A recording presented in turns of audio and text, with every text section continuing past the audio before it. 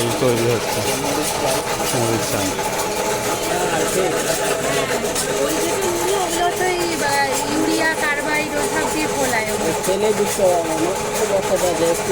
আমরা একটু মানে লুজ কিনতে পারবো আপনার থেকে?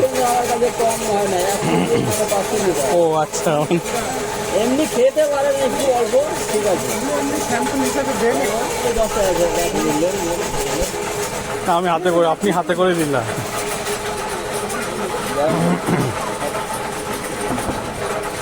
কোথায় পারে? আমাদের বাড়ি কলকাতায়।